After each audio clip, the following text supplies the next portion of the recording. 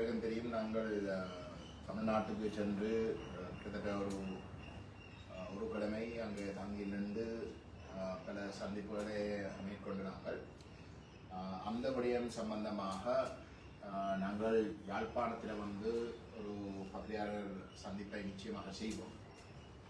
காரணம், எங்களுடைய பங்காளி கட்சி தலைவர்கள் யாழ்ப்பாணத்திலே இருக்கின்ற காரணத்தினாலே, குறிப்பாக திரு ஐங்கரநேசன் அவர்கள் தமிழ் தேச பசுமை இயக்கத்துடைய தலைவர் இந்த சந்திப்புகளில் முழுமையாக கலந்து கொண்ட காரணத்தினாலேயும் அவருடைய பங்களிப்பு இந்த சந்திப்புகள் நடத்துவதற்கு பெரிய அளவில் இருந்த காரணத்தினாலேயும் அவரையும் வைத்துக்கொண்டு நாங்கள் அந்த விடயங்கள் சம்பந்தமாக விரிவாக நம்முடைய மக்களுக்கு தெளிவுபடுத்த நாங்கள் விரும்புகின்றோம். இன்றைக்கு முக்கியமாக நான் பதிவு செய்ய விரும்பினது நேற்றையான் இந்தியாவுடைய வெளிவிவகார அமைச்சர் கருணாநிதி எஸ் ஜெய்சங்கர் அவர்கள் வருகை தந்திருந்தனர். அந்த வகையிலே நேற்றைய தினம் கிட்டத்தட்ட 45 நிமிஷம் பகல் 3:15 அளவிலே எங்களை சந்தித்த அந்த சந்திப்பிலே நடைபெற்ற ஒரு சில விஷயங்கள் சம்பந்தமாக நம்முடைய மக்கள் தெளிவாக தெரிஞ்சிருக்க. ஏனென்றால் உங்களை பொறுத்தவரையிலே அங்கே நடைபெற்ற சொல்லப்பட்ட தமிழ் கட்சிகள், தமிழ் தேசிய பேரவை உங்களை தவிர்ந்த அங்கு கலந்து கொண்ட தமிழரசு கட்சியும் ஜனநாயக தமிழ் தேசிய கூட்டணியுடைய உறுப்பினர்கள் தெரிவு செய்த கருத்துகள் உண்மையிலே ஜனநாயகத்துக்கு முரணான கருத்துகள். காரணம், அவர்கள் மக்களால் தெரிவு செய்யப்பட்ட கொள்கைக்கு துரோகம் அளிக்கிற வகையில் நேர்மாறாக கருத்துக்களை கிடையாது என்ற ஒரு கருத்தை வலியுறுத்தி கொண்டிருந்த ஒரு சூழலே சர்வதேச சமூகம் ஜெனீவாவிலே அந்த கருத்தை, அந்த கருத்துருவாக்கத்தை நிராகரித்து ஒரு தீர்மானம் நிறைவேற்றவே இங்கே ஒரு இனப்பிரச்சனை இருப்பதாகவும், இந்த இனப்பிரச்சனை ஒரு புதிய அரசியலமைப்பு இலங்கையில் இருக்கக்கூடிய அத்தனை மக்கள், அத்தனை இனங்களும் ஏற்றுக்கொள்ளக்கூடிய வகையில் நிறைவேற்றப்பட வேண்டும் என்பதுதான் அதனுடைய சாராம்சம். அதுக்கு காரணம், இந்த ஸ்ரீலங்காவுடைய பேரினவாத தரப்புகள் இருந்ததை வெறுமனே ஒரு பயங்கரவாத பிரச்சனை என்று சொன்ன இடத்திலே சர்வதேச சமூகம் சொன்னது இல்லை. தமிழீழ விடுதலை புலிகள் இயக்கத்துடைய போராட்டம் 70களிலே தான் தொடங்கினது. ஆனால் தமிழ் மக்களுடைய இனப்பிரச்சனை என்றது 48ஆம் ஆண்டில் இருந்து தொடரும். ஏனென்றால் தமிழ் மக்கள் இலங்கையில் நிறைவேற்றப்பட்ட எந்த ஒரு அரசியலமைப்பையும் ஆதரிக்கவில்லை, அதுக்கு ஒரு அங்கீகாரம் தரவில்லை. அரசியலமைப்பு என்றால் நாட்டினுடைய முதலாவது சட்டம், நாட்டை உருவாக்குற சட்டமே அரசியலமைப்பு. ஆகவே அவ்வகையான அரசு கட்டமைப்பை உருவாக்குகின்ற பொழுது தமிழ் மக்கள், நாட்டினுடைய 2வது இனம், ஒரு தனி தேசம், அந்த சட்டத்தை நிராகரிக்கிறார்கள். அவர்களுடைய அபிலாஷைகள் அதில் உள்வாங்கப்படாத பட்சத்திலேயும், அவர்களுடைய உரிமைகள் மறுக்கப்படுகின்ற பட்சத்திலே அவர்கள் அந்த சட்டத்தை நிராகரிக்கிறார்கள் என்றால் அவர்களுக்கு ஒரு இனப்பிரச்சனை இருக்கிறது தான் அர்த்தம். எந்த ஒரு நாட்டிலேயும் ஒரு குறிப்பிட்ட இனம் அந்த நாட்டினுடைய பிரதான சட்டமாக இருக்கக்கூடிய அந்த நாட்டினுடைய அரசியலமைப்பை ஏற்காத இடத்திலே அந்த நாட்டுக்குள்ளே ஒரு இனப்பிரச்சனை இருக்கிறன்றதான் அர்த்தம். பிரித்தானியால ஐரிஷ் மக்கள் ஏற்றுக்கொள்ளவில்லை, அங்கே ஒரு இனப்பிரச்சனை இருந்தது. அவர்கள் திருத்தங்களை செய்து தங்களுடைய இனப்பிரச்சனை தீர்க்கப்பட்டு அந்த அரசியலமைப்பினுடைய மாற்றங்கள் ஏற்றுக்கொள்ளுகின்ற இடத்துல தான் இனப்பிரச்சனை முடிவுக்கு வருகின்றன. அதே போன்றுதான் பல்வேறு நாடுகள்.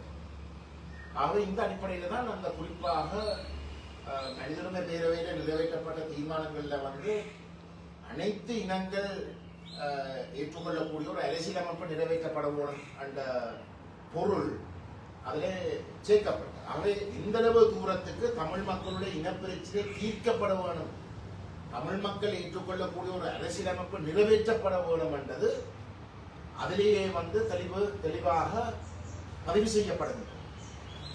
இந்த நிலைமையிலே தமிழ் மக்களுக்கு ஒரு கணிசமான பேரம் பேசுறதுக்குரிய ஒரு வல்லமை சர்வதேச சமூகம் வழங்கி இருக்கு.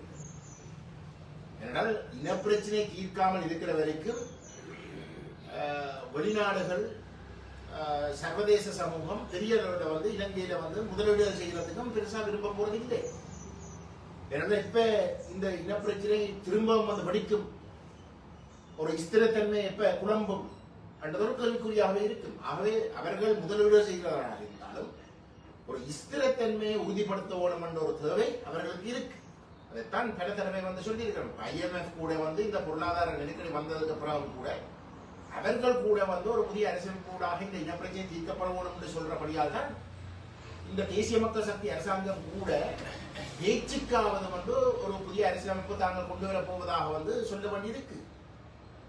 இதுதான் பின்னணி. அப்ப இப்படிப்பட்ட ஒரு பின்னணியில இந்தியாவுடைய பங்கு என்றது மிக மிக முக்கியம். என்றால் அயல் நாடு, அயல் வல்லரசு அந்த நாட்டினுடைய கருத்துக்களை மீறி மற்ற நாடுகள் தேசில ஒரு முடிவு எடுக்க விரும்ப மாட்டோம். இந்தியாவுடைய எதிரி நாடுகள் சில வழியில இந்தியாவை மீறி செயல்படலாம். ஆனால் ஒத்துப்போகக்கூடிய நாடுகள், விசேஷமாக மேற்கு நாடுகள் போன்ற தரப்புகள் இந்தியாவோட ஒத்துப்போக விரும்ப. ஆகவே இந்தியாவை தமிழ் மக்கள் உடைய நிலைப்பாட்டுக்குள் உறுதியாக கொண்டு வருவது தமிழ் மக்களுக்கு ஒரு தேவை இருக்கு. அதாவது ஒரு அத்தியாவசியமான ஒரு தேவை. அப்படிப்பட்ட ஒரு நிலையிலே இந்தியா தொடர்ந்து தமிழ் மக்கள் மீது ஒரு அக்கறை காட்டுகின்ற வகையிலே 87ஆம் ஆண்டிலே இந்திய இலங்கை ஒப்பந்தம் செய்ததே தமிழ் மக்களுக்காக என்ற பெயரிலே தான் அது நடந்தது. அவ இந்தியாவுக்கு ஒரு கடமையும் இருக்கு. தமிழ் மக்களுடைய அபிலாஷைகளை பூர்த்தி செய்வதற்கு இந்தியாவுக்கு ஒரு கடமையும் இருக்கு. ஏன்னா இந்தியாவுடைய தேசிய நலன்கள் அந்த இந்திய இலங்கை ஒப்பந்தத்திலே தங்கியிருக்கின்றது. அவர்களுடைய பாதுகாப்பு சம்பந்தப்பட்ட விடயங்கள் அந்த இந்திய இலங்கை ஒப்பந்தத்திலே தங்கியிருக்கின்றது. அந்த இந்திய இலங்கை ஒப்பந்தத்திலே தங்களுடைய பாதுகாப்பு நிலங்கள் தங்கியிருக்கிற ஒரு இடத்துல தமிழ் மக்களுடைய இனப்பிரச்சனை சம்பந்தப்பட்ட விஷயத்திலே தான் அந்த ஒப்பந்தமே உத்தியோகபூர்வமாக நடந்தது. ஆகவே இந்தியாவுக்கு ஒரு கடமையும் இருக்கு. அப்படிப்பட்ட ஒரு நிலையிலே இந்தியாவும் அக்கறை காட்டுறதுக்கு தயாராக இருக்கிற ஒரு இடத்துல நாங்கள் எண்ணத்தை கேட்கிறோம் என்றது மிக முக்கியம். நேற்று நடைபெற்ற சந்திப்பிலே தமிழ் தேசிய மக்கள் முன்னணி ஒரு தமிழ் தேசம் அங்கீகரிக்கப்படுகின்ற சமஷ்டி ஆட்சி முறைமை மட்டும்தான் தமிழ் மக்களுடைய அரசியல் அபிலாஷைகளை பூர்த்தி செய்யக்கூடிய ஒரு நிலைமையை உருவாக்கும் என்ற விஷயத்தை வலியுறுத்த அங்கு இருந்த தமிழரசு கட்சியும் ஜனநாயக தமிழ் தேசிய கூட்டணியும் வெறுமனே மாகாண சபையினுடைய தேர்தலை வலியுறுத்தியும் 13ஆம் திருத்தத்தை அமுல்படுத்துறதும் தான் தங்களுக்கு தேவை என்ற விடயத்தையும் விசேஷமாக தமிழரசு கட்சியுடைய தலைவர் CVK சிவஞானம் பல தடவை வலியுறுத்தினது 13ஆம் திருத்தம் என்றது இந்தியாவுடைய பிள்ளை. ஆகவே இந்தியா அதை கைவிடுவதை விரும்ப மாட்டது. ஆகவே நாங்களும் அதாவது தமிழரசு கட்சியும் தமிழ் மக்கள் சார்பாக தான் பேசுகிறோம். அந்த 13ஆம் திருத்தத்தை நீக்கிறதை நாங்கள் விரும்பவில்லை. ஸ்ரீலங்கா அரசு 13ஆம் திருத்தத்தை மாகாண சபையிலிருந்து நீக்கிறதுக்கு பார்க்குது. இந்தியா கொண்டு வந்த ஒரு விடயம் என்றபடினால் நாங்கள் அந்த 13ஆம் திருத்தத்தை மாகாண சபையிலும் வச்சிருக்கிறத தான் நாங்கள் விரும்புகிறோம் என்ற அடிப்படையில் தான் அவர்கள் பேசினார். அப்பொழுது நான் தெளிவாக சொன்னேன், 13ஆம் திருத்தத்திற்குள்ளே இருக்கக்கூடிய அம்சங்கள் நடைமுறைப்படுத்துவதாக இருந்தால் தமிழ் மக்களுக்கு அதில் இருக்கக்கூடிய அதிகாரங்கள் என்று சொல்லப்படுகின்ற விஷயங்கள் உண்மையிலே அனுபவிக்கிறதாக இருந்தாலும் ஒற்றையாட்சி முறைக்குள்ளே அந்த 13ஆம் திருத்தம் முடக்கப்பட்டிருக்கிற வரைக்கும் தமிழ் மக்களுக்கு அந்த அதிகாரங்கள் அனுபவிக்க முடியாது. அது நாங்க சொல்ற விஷயத்துல உச்ச நீதிமன்றம் 87ஆம் ஆண்டே தெளிவாக சொல்லியிருக்கு, இலங்கை ஒரு ஒற்றையாட்சி அரசியலமைப்பு என்ற வகையிலே அதிகார பகிர்வுக்கு இடமில்லை. அனைத்து அதிகாரங்களும் மத்திய அரசியல மட்டும்தான் இருக்கு. இதுக்கு பிறகும் 13ஆம் திருத்தத்தை அமுல்படுத்துங்க என்று கேட்பது எல்லாமே ஏதோ அந்த 13ஆம் திருத்தத்துக்குள்ளே ஏதோ ஒன்று இருக்கு, அரசாங்கம் வந்து அதை மறுத்து வச்சிருக்கிறதே தவிர அதுல இருக்கு என்ற ஒரு பொய்யை தொடர்ந்தும் தமிழ் மக்கள் மட்டத்திலே வந்து விதைப்பதற்காக தான் இது நடக்குதுன்றதை நாங்கள் தெளிவாக சுட்டிக்காட்ட விரும்புகிறோம். இந்த நிலைப்பாட்டை 13ஆம் திருத்தம் மட்டும்தான் தங்களுக்கு வேணும், தங்களுக்கு வேறு ஒன்றும் வேண்டாம் என்ற விஷயத்தை தேர்தல் காலத்தில் வந்து அவர்கள் சொல்லி இருந்தால் அவர்களுக்கு மக்கள் வந்து ஒரு பொருத்தமான ஒரு முடிவை கொடுத்திருக்கார்.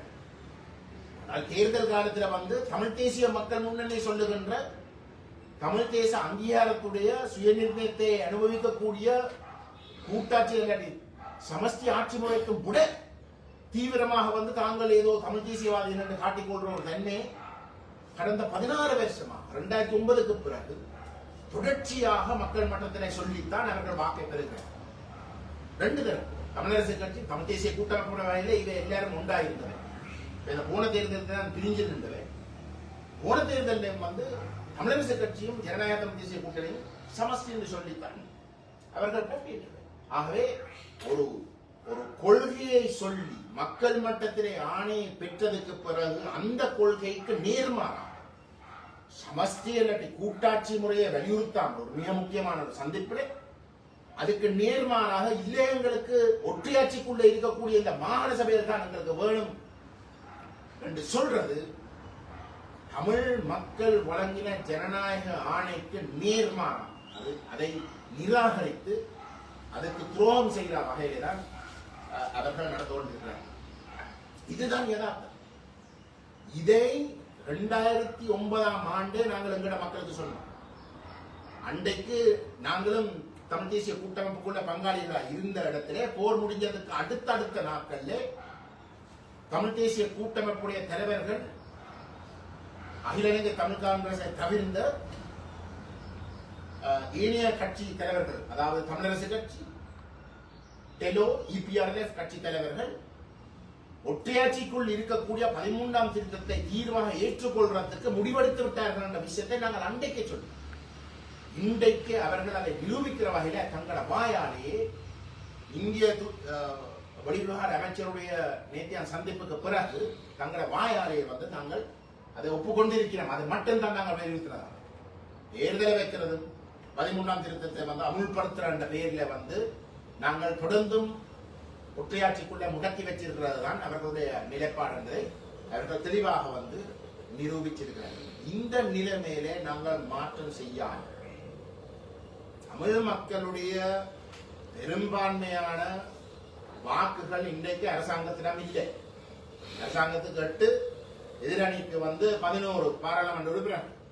அந்த 11 பேரும் தமிழ் தேசியம் பேசி ஒற்றையாட்சியை நிராகரித்து சமஷ்டியை வலியுறுத்தித்தான் வாக்கை பெற்றார். ஆனால் மற்றவர்கள் வந்து அதுக்கு நேர்மை இல்லை என்று நாங்கள் சொல்லி பிரிஞ்சிருந்தாலும் அவர்கள் தேர்தல் காலத்தில் வந்து அதை சொல்லித்தான் வாக்கை பெற்றார். அப்ப உண்மையிலே வந்து நாங்கள் இப்படிப்பட்ட ஒரு முக்கியமான ஒரு சந்திப்பில் வந்து வலியுறுத்த வேண்டியதை வந்து மக்கள் ஆணை கொடுத்த விஷயம். ஆனால் அதுக்கு நேர்மாறாக அவர்கள் வலியுறுத்துறதால இன்றைக்கு அரசு தரப்புக்கு முழுமையாக இந்த கட்சிகள் துணை போய் கொண்டிருக்கின்றது. தேசிய மக்கள் சக்தியுடைய ஒற்றையாட்சிக்குள்ளே முடக்குகின்ற தமிழ் அரசியலை முடக்குகின்ற அந்த நிகழ்ச்சிகளுக்கு தமிழரசு கட்சியும் ஜனநாயக தமிழ் தேசிய கூட்டணியும் துணை போய் கொண்டிருக்கிறார் என்பதை நாங்கள் பகிரங்கமாக சொல்ல விரும்புகிறோம். தேசிய மக்கள் சக்தி கடந்த 2024ஆம் ஆண்டு தேர்தலுக்கு பிற்பாடு சொன்ன விடயம் என்றால் தமிழ் மக்கள் தமிழ் தேசிய நிலப்பாட்டை கைவிட்டு விட்டார்கள். அவர்கள் வந்து அதை சொல்றாலும் இன்றைக்கு தமிழ் தேசிய நிலைப்பாட்டோட வாக்கை பெற்றவர்களே வந்து ஒற்றையாட்சியை ஏற்றுக்கொள்றதுக்கும் ஒற்றையாட்சியை மட்டும் வலியுறுத்துறதாக இருந்தால் தேசிய மக்கள் சக்தி சொல்றது சரியாக வந்து உலகமே வந்து ஏற்றுக்கொள்ளும். இதுதான் நிலம். இதுதான் இன்றைக்கு இருக்கக்கூடிய பாரதூரமான பின்னணி, நேற்றையான் சந்திப்புக்கு பிறகு இருக்கக்கூடிய பாரிய பின்னணி. அவை நம்முடைய மக்கள் விளங்கி கொள்வோம். இந்த அநியாயம் உங்களுடைய பேரிலே இந்த அநியாயம் தொடருகின்ற வரைக்கும் நாங்கள் ஒரு அங்குலம் கூட ஒரு இனப்பிரச்சனை தீர்வு சம்பந்தமாக முன்னகர்த்த முடியாது. இந்த விடயத்துக்கு மேலதிகமாக தமிழ்நாட்டுக்கு போய் நாங்கள் சந்தித்த இடங்களை கூட தமிழ்நாட்டில் கூட ஏற்பட்ட முன்னேற்றத்தையும் இவ்வகையான செயல்பாடுகள் இல்லாமல் முழுக்க இல்லாமல் ஜனநாயகம் என்ற பேர்ல பார்த்தால் தமிழ் தேசிய பேரவை இல்லாட்டி தமிழ் தேசிய மக்கள் முன்னணிக்கு ஒரு உறுப்பினர். ஆனால் தமிழரசு கட்சியின் ஜனநாயக தமிழ் தேசிய கூட்டணி என்று எடுத்தால் 9 உறுப்பினர். அந்த 9 உறுப்பினர்கள் வாக்கை பெற்று ஆணையை பெற்று இருக்கின்ற நிலைப்பாடு தமிழ் தேசிய மக்கள் முன்னணி சொல்றாங்க. அதே நிலைப்பாட்டுக்கு தான் அது தேர்தல் காலத்துக்கு மட்டும். அதுக்கு பிறகு அந்த நிலைப்பாட்டுக்கு நேர் மாறாக இவர்கள் இப்படி செயல்படுவது தமிழ்நாட்டில் கூட வரக்கூடிய பாரிய மாற்றம் தடுக்கிற வகையில் தான் இது அனைத்தும் அமையும். நேற்றைய தினம் இந்த கட்சிகள் சமஸ்தி என்ற வார்த்தையை வலியுறுத்த வேண்டும். எந்த ஒரு இடத்தில் தமிழ்நாட்டிலே செய்திகள் தமிழ்நாட்டுக்கு போய் நாங்கள் சந்திச்சு அங்கே இருக்கக்கூடிய தரப்புகள் எந்த வகையில ஒத்துழைச்சுக்கிறதுக்கு தயாரா இருக்கிறார்கள் என்றதை நாங்கள் பகிரங்கமாக அறிவிச்சிருந்தோம். எத்தனையோ கட்சிகள் அங்க அறிக்கையை விட்டுருக்கிறார். அப்படிப்பட்ட ஒரு நிலையிலே இங்கு இந்த 2 தரப்பும் நேற்றைய சந்திப்பில் ஒற்றையாட்சியை மட்டும் வலியுறுத்தினதும் 13ஆம் திருத்தத்தை மட்டும் வலியுறுத்தினதும் தமிழ்நாட்டில் கூட தமிழ் தலைவர்கள் ஒரு சரியான நிலைப்பாட்டை எடுக்கிறதை தடுக்கிறதுக்காகத்தான் அவர்கள் அப்படி செயல்பட்டது. அவை நாங்கள் பகிரங்கமாக சொல்றோம். இந்த போக்கு தொடருகின்ற வரைக்கும் தமிழ் மக்கள் உடைய இனப்படுகொலை, கட்டமைப்பு சார்ந்த இனப்படுகொலை நாங்கள் தடுக்க முடியாது. ஒற்றையாட்சி முறைதான் அந்த கட்டமைப்பு சார்ந்த இன அழிப்புக்கு அடிப்படை காரணம். அந்த ஒற்றையாட்சிக்குள்ளேதான் இந்த 13ஆம் திருத்தமும் ஜனாதிபதி அனுரகுமார திசாநாயக்க ஒரு புதிய அரசியலமைப்பு கொண்டு வருவதாக இருந்தாலும் அந்த கொண்டு வருகின்ற ஐக்கிய ராஜ்ய அரசியலமைப்பும் இருக்கின்றது. ஆகவே அது நாளைக்கு 13ஆம் திருத்தத்தை விட்டு ஐக்கிய ராஜ்யம் விட்டு இன்னொரு யோசனை கொண்டு வந்தாலும் அதுவும் ஒற்றையாட்சிக்குள்ள இருந்தாலும் அதே நிலைமைதான். ஒற்றையாட்சி தான் பிரச்சனை. அவை இந்த ஒற்றையாட்சி முறைமையை நீக்கி அவசரமாக தமிழ் மக்களுடைய தேச அந்தஸ்தை உறுதிப்படுத்தாத ஒரு அரசியலமைப்பு, ஒரு சமஸ்தி அரசியலமைப்புக்கு நாங்கள் போகாமல் இருக்கிற வரைக்கும் நாங்கள் தொடர்ந்து அழிஞ்சு கொண்டுதான் இருப்போம். ஜெய்சங்கர் அவர்கள் நேற்று கேட்ட உங்களோட இடங்கள்ல என்னென்ன பிரச்சனை இருக்குது, இந்த சூறாவளிக்கு தாண்டி மக்களோட பிரச்சனை என்ன இருக்குது, அதுக்கு பட்டியலிட்டு சொல்றோம். கோயில்களை உடைக்கிறாங்க, புத்தகையாரில கட்டுறாங்க, குடியேற்றங்களை நடத்துறாங்க, எங்களை கேட்காமல் எல்லாம் செய்யறாங்க, பொருளாதாரத்தை அழிக்கிறாங்க. பெரிய பட்டியல். அரசாங்கம் கேட்காமல் செய்யறாங்க. கேட்க தேவையில்லை. ஒற்றியாட்சி இல்லை. அதைத்தான் நாங்கள் இல்லாமல் செய்யணும். இன்றைக்கும் 13ஆம் திருத்தம் இருக்குத்தானே, இன்றைக்கும் மாகாண சபை இருக்குத்தானே. ஆனா மாகாண சபை ஒரு ஒரு மக்களால் தெரிவு செய்யப்பட்ட முதலமைச்சரும் சபையும் இல்லாமல் இயங்குகிறது என்றால் அது வெறுமனே ஒரு கோது. பாராளுமன்றம் இல்லாமல் இந்த நாட்டை இயங்கலாமா? ஜனாதிபதி இல்லாமல் இந்த நாட்டை இயங்கலாமா? ஏடா ஏன்னா அங்கதான்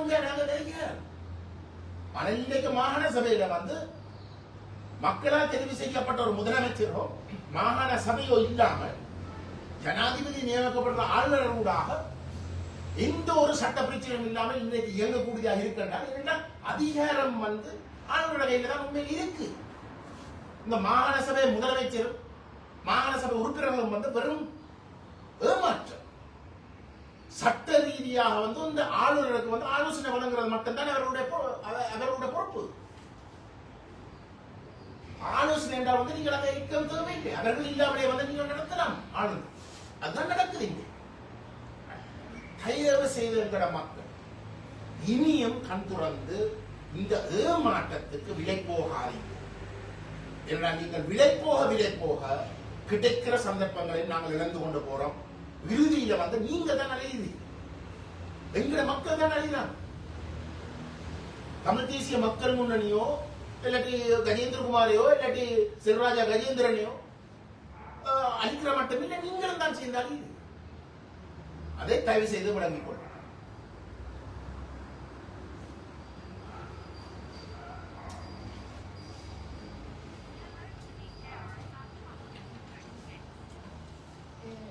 இப்ப இந்த தமிழகத்துக்கு போய் வந்தது சம்பந்தமா பிறகு ஒரு சந்திப்புல நாங்க தெளிவுபடுத்தணும்னு சொல்லியிருக்கீங்க. இருந்தாலும் அது ஒட்டுமொத்த சந்திப்புகள்ல பெருவேறு என்ன மாதிரி அமைஞ்சிருக்கு என்றதை பற்றி ஒரு நீங்கள் ஜூம்ல வரலாம். எப்ப நடத்துறீங்க? 27 26 இல்லாட்டி 27. இன்னொன்று என்ன சொன்னால் இப்ப இந்த கணக்காய்வாளர் நியமனம் சம்பந்தமா ஒரு சர்ச்சைக்குரிய ஒரு பேசுபொருளாக இருந்து அரசியல் பேரவையில ஒரு கணக்காளர் ராணுவ அதிகாரி ஒருவரை நியமிக்கிறதுக்கான முன்னோர்களுக்கு ஸ்ரீதரன் ஆதரவாக வாக்களிச்சிருக்காங்க சொல்லிட்டோம். அப்ப அது சம்பந்தமா பகிரங்கமா என்ன ஒரு மாதிரிக்கும் வெளியிடாத பட்சத்துல இது என்ன மாதிரி எங்களுக்கு அது மிகப்பெரிய ஒரு உதமாற்றம். நாங்கள் அந்த செயலை உண்மையை நாங்கள் கண்டிக்கிறோம். இரண்டால் நான் குறிப்பாக வந்து நாங்கள் சொல்லணும் என்றால் தமிழ் தேசிய மக்கள் முன்னணியுடைய பாராளுமன்ற உறுப்பினர் என்ற வகையில வந்து நான் தான் ஸ்ரீதரன் அவர்களுடைய பெயரை முன்மொழித்தேன். அந்த சபை தமிழரசு கட்சி வந்து அதை ஆமோதிச்சு, நான் தான் முன்மொழித்தேன். அப்படிப்பட்ட ஒரு நிலையில் இந்த ஸ்ரீதரன் அவர்கள் வந்து ஊடகங்களை வந்து வந்த கருத்தின்படி வந்து ஒரு ராணுவ அதிகாரியை வந்து ஆதரிச்சிருந்ததை வந்து மன்னிக்க முடியாத ஒரு விஷயம். ஆகவே அதற்கு எவ்வகையான ஒரு பதில் இருக்கிறது எனக்கு சொல்ல தெரியாது. ஆனால் அவர் பகிரங்கமா வந்து மன்னிப்பு கேட்கணும். மற்றது அவர் அந்த முடிவிலே இருந்து மாற்றங்களை செய்தே ஆகும்.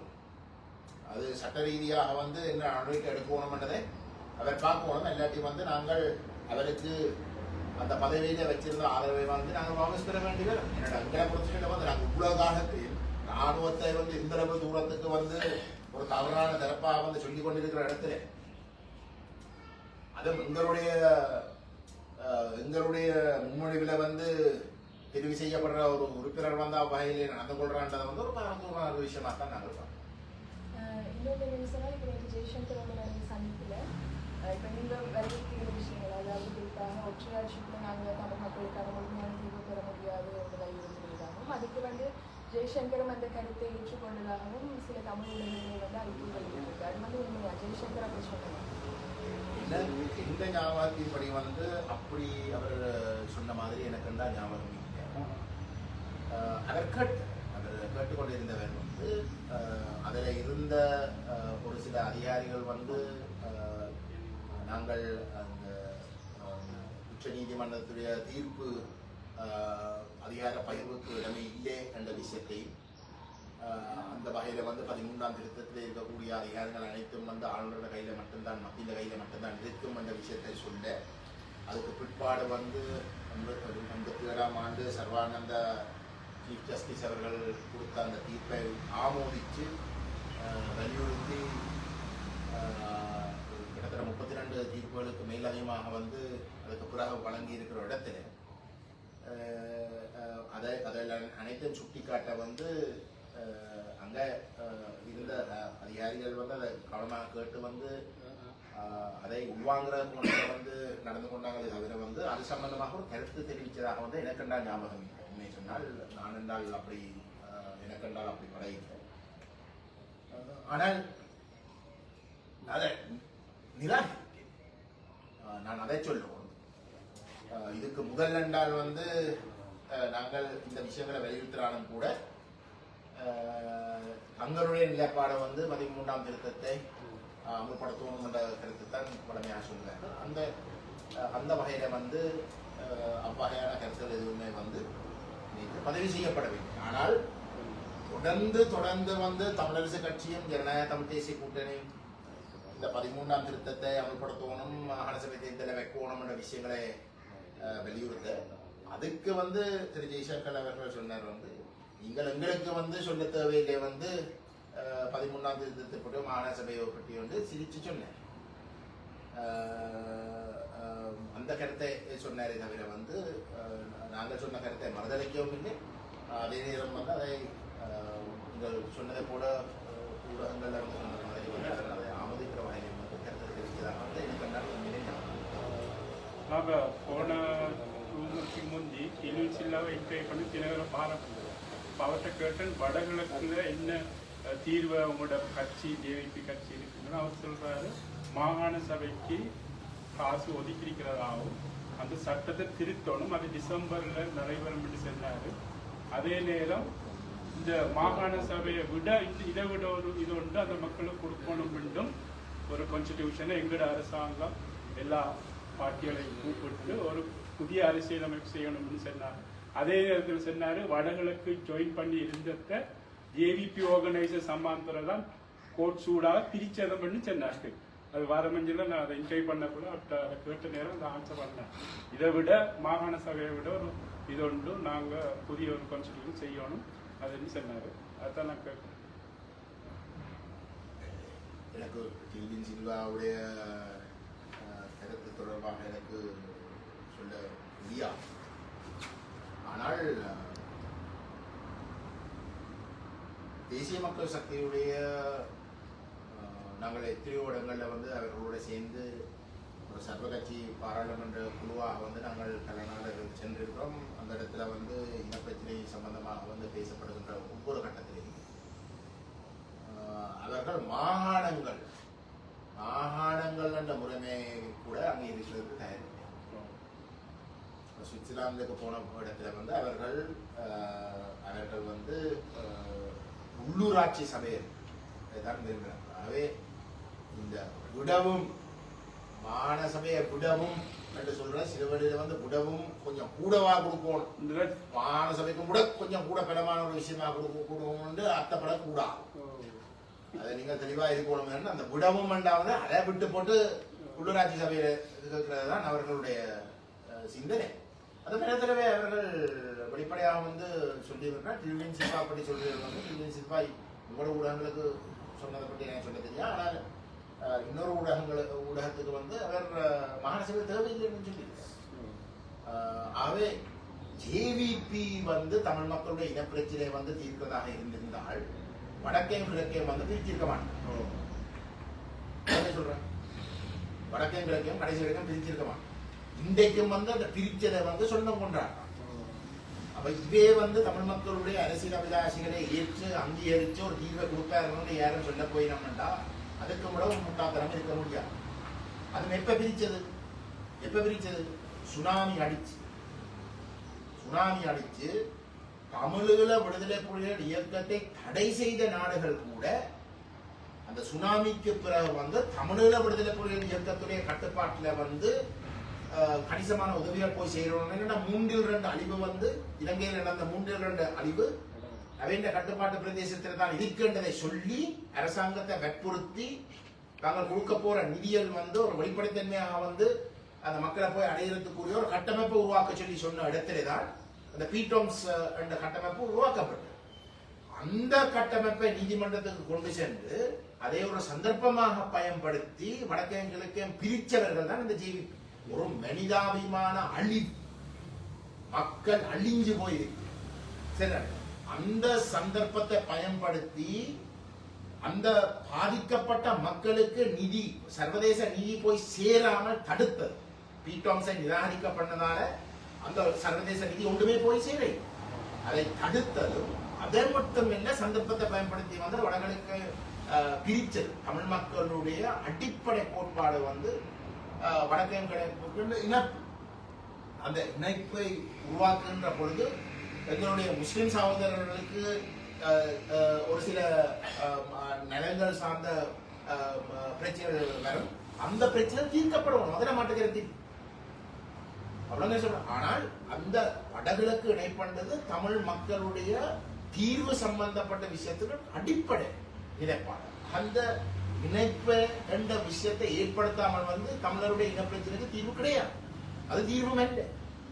அவ்வளவு சொல்றேன். அப்படிப்பட்ட ஒரு அடிப்படை கோட்பாடாக இருக்கிற ஒரு விஷயத்தை வந்து துண்டிக்கிறதுக்கு வந்து அவர்கள் செயற்பட்டதென்றால் இவர்கள் வந்து தமிழ் மக்களுக்கு ஒரு தீர்வு கொடுப்பார் ஒரு பகல் கனவு. தேசிய மக்கள் சக்தி வர வந்து ஜேவிபியோட அடிமையில் என்றதை வந்து இப்ப தெரியுது. அப்ப தேசிய மக்கள் சக்தி வந்து அங்க ஒன்றும் பட்டி கொடுங்க போறது இல்லை. ஜேவிபி தான் எல்லாத்தையும் செய்யுது என்றது இன்னும் வர வந்து நிரூபிக்கப்படுறதாகத்தான் இருக்கு. ஆகவே அந்த கோணத்துல திரு டின்வின் சில்வாவுடைய கருத்துக்களை தான் பார்க்க வந்தது. மாகாண சபையை விடவும் என்ற விஷயத்தை நாங்கள் கொஞ்சம் சரியான பின்னணியில விளங்கி கொள்றது மிக முக்கியம். தமிழ் தேசிய பேரவையின் இந்திய விஜயம் தொடர்பாக தமிழ் தேசிய பேரவையின் தலைவர் பார்லிமெண்ட் உறுப்பினர் கஜேந்திரகுமார் பொன்னம்பலம் கொழும்பில் ஊடக சந்திப்பொன்றை நடாத்தினார்.